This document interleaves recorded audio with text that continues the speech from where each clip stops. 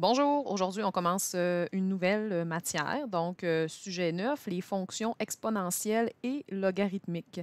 Oui, on revient dans les fonctions, on va poursuivre sur cette lignée encore quelques temps, puisqu'ensuite on va voir le cercle trigonométrique et les fonctions trigo avec la fonction sinus, cosinus et tangente. Donc, pour l'instant, on va se concentrer aujourd'hui sur un petit rappel sur les lois des exposants qui seront évidemment quand même assez utiles là, parce que dans la fonction exponentielle, on va souvent jouer avec les lois des exposants pour un peu simplifier l'écriture, puis nous permettre de résoudre plus facilement les équations exponentielles. Donc, c'est quoi un exposant? Si on se fait un petit retour, on a commencé à voir les exposants au primaire, on les a travaillés en début de secondaire jusqu'à secondaire 3 et 4 où on a travaillé un peu plus les lois. En fait, un exposant, c'est le nombre de fois qu'on multiplie une base par elle-même. Donc, la forme d'écriture est toujours la même. J'ai une base affectée d'un exposant. Donc, mon exposant est plus petit et en haut à droite. Et le résultat de cette opération-là, c'est ce qu'on appelle la puissance. Par exemple, si j'écris 4 fois 4 fois 4, bien, plutôt que de l'écrire comme ça 3 fois, je vais simplement écrire 4 exposant 3, qui signifie la même chose. Donc, je multiplie 4 par lui-même 3 fois. Et le résultat de cette base avec exposant 3, donc la puissance, serait de 64.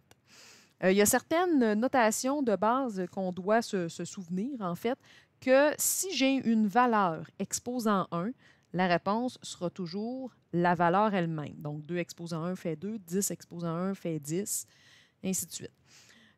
Si j'ai un exposant 0, donc peu importe la valeur de ma base, l'exposant 0 sera toujours égal à 1. Ça, habituellement, on voit la raison secondaire 3, 4, là, mais en réalité, c'est que tout à l'heure, on va voir les lois des exposants. Donc, quand on va arriver au quotient de puissance, on va voir que quand je divise deux bases identiques, je soustrais les exposants, puis là, ben, si mes deux exposants sont identiques, bien évidemment, ça va me faire exposant 0, mais on pourra voir un peu la démonstration tout à l'heure. Ensuite, si j'ai une base affectée d'un exposant négatif, ce que ça veut dire, en fait, le négatif, lui, à quoi il sert?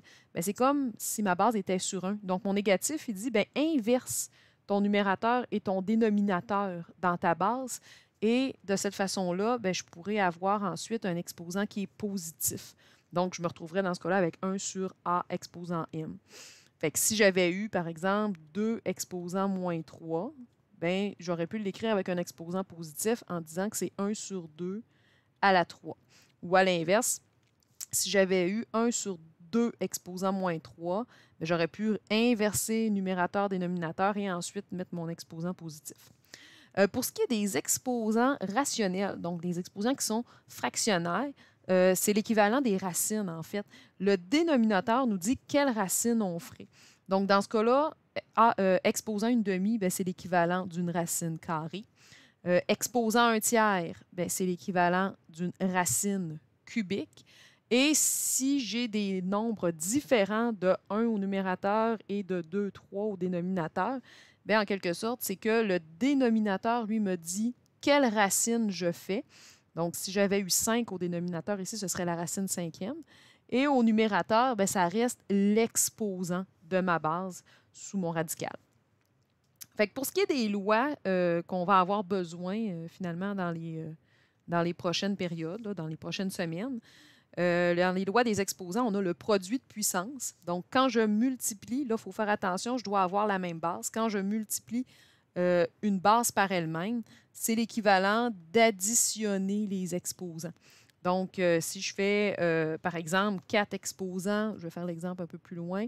Si j'écris 4 exposants 2 multiplié par 4 exposants 5, bien, finalement, ça me donnerait 4 exposants 7. Et là, je pourrais faire le calcul, là, qui donnerait 16 384, mais souvent, ce qu'on cherche, surtout, c'est la base et son exposant. Quand je vais calculer le quotient de puissance, évidemment, j'ai encore une fois la même base. Donc, dans ce cas-là, plutôt que d'additionner mes exposants, je vais les soustraire. Donc, A exposant M moins N. Dans ce cas-ci, si j'avais par exemple 6 exposant 8 sur 6 exposant 5, bien là, je soustrairais mon 8 et mon 5. Donc, j'aurais toujours la même base, 6, mais 8 moins 5 me donne 3. Fait que j'aurais 6 à la 3, qui serait l'équivalent de 6 à la 8 sur 6 à la 5. Pour ce qui est de la puissance d'un produit, donc là, si on regarde ma multiplication ici, AB, je n'ai pas la même base, mais à ce moment-là, quand c'est un produit, donc une multiplication entre les deux, je vais seulement distribuer mon exposant à chacune de mes bases. Donc, je me retrouverai avec A à la M fois, parce que je garde mon opération, B à la M. Évidemment que si c'est des nombres à l'intérieur, 2 fois 4, ben, je peux faire 2 fois 4, 8, puis ensuite lui attribuer l'exposant. Mais souvent, ça sera utile quand j'aurai une expression algébrique. Fait que, par exemple, si j'ai 2x, entre parenthèses, exposant 5, bien, finalement, c'est comme si je distribuais mon 5 à chacune de mes bases. Fait que j'aurais 2 à la 5 et fois x à la 5. La prochaine, je vais juste monter un petit peu ma page, la prochaine loi, c'est la puissance d'une puissance. Donc, en fait, A à la M exposant N, c'est comme si je faisais A à la M fois A à la M fois A à la M. Comme je multiplie toujours la même base par elle-même, j'additionnerai les exposants. Donc, ça revient au même que de multiplier, dans ce cas-ci, la puissance de la puissance. Fait que j'aurais A exposant M fois N. Fait que dans ce cas-là, si j'avais, par exemple, 2 exposant 4 exposant 5, bien, ce serait la même chose que 2 à la 4 fois 2 à la 4 fois 2 à la 4 fois 2 à la 4 fois 2 à la 4, ce qui vient un peu long à écrire. Alors, je pourrais tout simplement écrire 2 exposant 4 fois 5. Et là, ce sont les exposants qui se multiplient entre eux et non avec la base. Fait que j'aurais 2 exposant 20. La dernière loi qu'on va souvent utiliser, c'est la puissance d'un quotient. Un peu comme la puissance du produit, finalement, je vais prendre mon exposant puis je vais le distribuer à chacune des bases, au numérateur puis au dénominateur. Fait que je me retrouve avec A à la M sur, pas A, mais B exposant M. Et là, ben, si par exemple, mon expression, c'est une fraction comme 5 quarts, et qui est exposant 3, bien, si je distribue mon exposant à chacune des barres, j'obtiendrai 5 à la 3 et 4 à la 3. Souvent, il faut faire attention, mais souvent, on va partir de la forme qui est développée, si on veut, donc mes deux bases différentes affectées d'un même exposant, et on va se diriger vers une forme un peu plus simple. Donc, on va prendre l'exposant, étant donné qu'il est le même, puis on va l'attribuer à la fraction. Pourquoi on va faire ça? Souvent, c'est que ça va nous permettre de simplifier dans l'équation de la fonction exponentielle. Là. Ça va nous permettre de venir simplifier des choses, simplifier des calculs. Fait que ça devient un peu plus efficace, surtout si une de mes deux bases est un inconnu, entre autres. Donc, c'est ce qui met fin à notre petit rappel sur les lois des exposants. Maintenant, bien, on va faire un petit exercice, quelques exercices là, afin de mieux les maîtriser avant d'entrer dans la fonction exponentielle.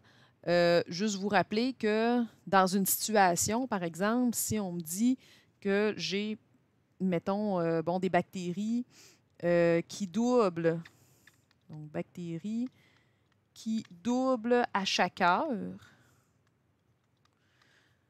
bien, plutôt que de faire toujours x2, x2, x2, fait que si j'avais au départ 10 bactéries et ces bactéries-là doublent, donc se multiplient par 2 à chaque heure, puis que je veux savoir bien, dans 10 heures combien j'en aurai, bien, au lieu de faire 10 x 2, x 2, x 2, x 2, 10 fois, bien là, je pourrais utiliser mes exposants. Donc, mon exposant, dans ce cas-là, deviendra le nombre de fois que le nombre de bactéries que j'avais au départ, donc le nombre de fois que ça a été multiplié par 2. Fait que dans certains problèmes, c'est de cette façon-là qu'on va utiliser les exposants.